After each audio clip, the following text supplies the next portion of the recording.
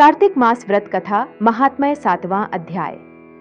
कार्तिक मास व्रत कथा के 7वें अध्याय में नारद जी कार्तिक मास के व्रतों के नियमों के बारे में बता रहे हैं। साथ ही कौन सी तिथि को कौन सा भोजन करना चाहिए और क्या नहीं करना चाहिए। कार्तिक मास का व्रत सदा ब्रह्मचर्य से रहे, पृथ्वी पर शयन करे और दिन के चौथे पहर को केवल एक बार पत्तल पर खाए, यहाँ विस्तार से पढ़ें कार्तिक व्रत कथा का 7वां अध्याय। श्री नारद जी बोले, हे राजन, अब कार्तिक मास का व्रत करने वालों के नियम सुनिए। मैं संक्षेप में कहता हूँ। जो व्यक्ति कार्तिक मास का व्रत करता हो वह सब तरह के आमिष, उर्द, मधु, राई, खटाई तथा मदकारी वस्तुओं का भक्षण न करे। वह व्रत करने वाला दूसरे का अन्न न ग्रहण करे, किसी से विद्वेष न करे तथा तीर्थ के अतिरिक्त विदेश न जाए। देवता, वेद, ब्राह्मण, गुरु, गौ, व्रती, नारी, राजा तथा गुरुजनों की निंदा न करे।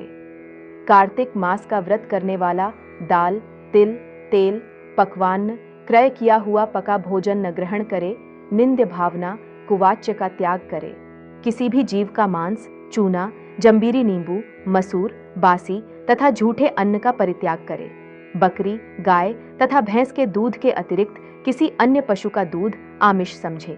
ब्राह्मण द्वारा क्रय किए गए सभी रस, गुड़ आदि, सांभर, नमक आदि का परित्याग करे। तांबे के पात्र में रखा हुआ पंचगव्य, अत्यंत लघु, गड्ढे का पानी, केवल अपने ही लिए पकवान्न आमिष कहा जाता है। कार्तिक मास का व्रती सदा ब्रह्मचर्य से रहे, पृथ्वी पर शयन करे और दिन के चौथे पहर को केवल एक बार पत्तल पर खाए। कार्तिक का व्रती नरक चतुर्दशी को तेल लगाए, इसके अतिरिक्त दूसरी तिथियों में तेल लगाकर स्नान करते हैं। कार्तिक व्रती मनुष्य सिंघाड़ा, कोहड़ा, प्याज, भंटा, गाजर, मूली इन सब वस्तुओं को ग्रहण न करे। लौकी व भंटा, कोहड़ा, कटेरी का फल, तरबूज तथा कैत इनको कार्तिक मास का व्रती त्याग है। व्रती मासिक धर्म के समय स्त्री से, चांडाल पापी, ब्राह्मण द्रोही और नास्तिकों से संभाषणी न करे। उपर्युक्त मनुष्यों, कुत्तों तथा कौओं द्वारा दृष्ट पका भोजन, सूतक के समय का पका भोजन, 2 बार पकाया हुआ जला अत्र न खाए। अपनी शक्ति के अनुसार कृच्छ चांद्रायणादि व्रत श्री विष्णु भगवान की प्रसन्नता हेतु करे और पूर्व वर्णित नियमों का पालन करे। कार्तिक व्रत करने वाला प्राणी प्रतिपदा को कुम्हड़ा, द्वितीया को कटहल, तृतीया को तरुणी स्त्री, चतुर्थी को मूली, पंचमी को बेल, षष्ठी को तरबूज, सप्तमी को आंवला, अष्टमी को नारियल, दशमी को लौकी, एकादशी को परवल, द्वादशी को बेर, त्रयोदशी को भंटा, चतुर्दशी को गाजर तथा पूर्णिमा को शाक एवं वस्तुएं तथोक्त तिथियों में न खाए और रविवार को आंवला का भक्षण न करे।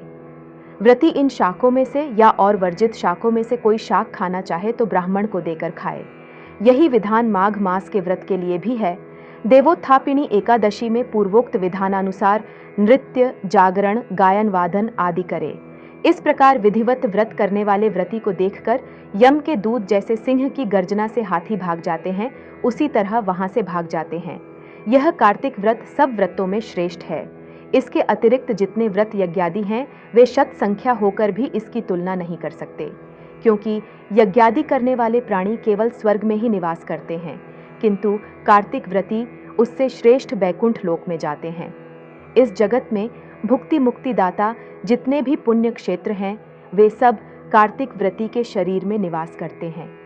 खराब सपने, मनसा, वाचा और कर्मणा किसी प्रकार का भी पाप हो, वह सब कार्तिक व्रत करने वाले प्राणी को देखते ही नष्ट हो जाते हैं।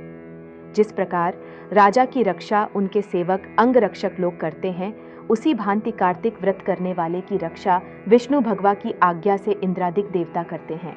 विष्णु भगवान का व्रत कार्तिक व्रत करने वाला मनुष्य जहां कहीं भी वर्तमान में रहता है वह पूजित होता है। वहां पर ग्रह, भूत और पिशाच आदि कोई भी नहीं रह पाते। विधि विधान सहित कार्तिक व्रत करने वाले मनुष्य के पुण्य का वर्णन 4 मुख वाले ब्रह्मा जी भी कहने में असमर्थ हैं। यह विष्णु कार्तिक व्रत संपूर्ण पापों का नाश करने वाला, पुत्र, पौत्र, धन तथा धान्य को उन्नत करने वाला है। यह कार्तिक व्रत जो मनुष्य करता है उसको तीर्थ में जाने एवं तीर्थ की सेवा करने से क्या उद्देश्य, उसको सब पुण्य फल कार्तिक व्रत से ही प्राप्त हो जाते हैं।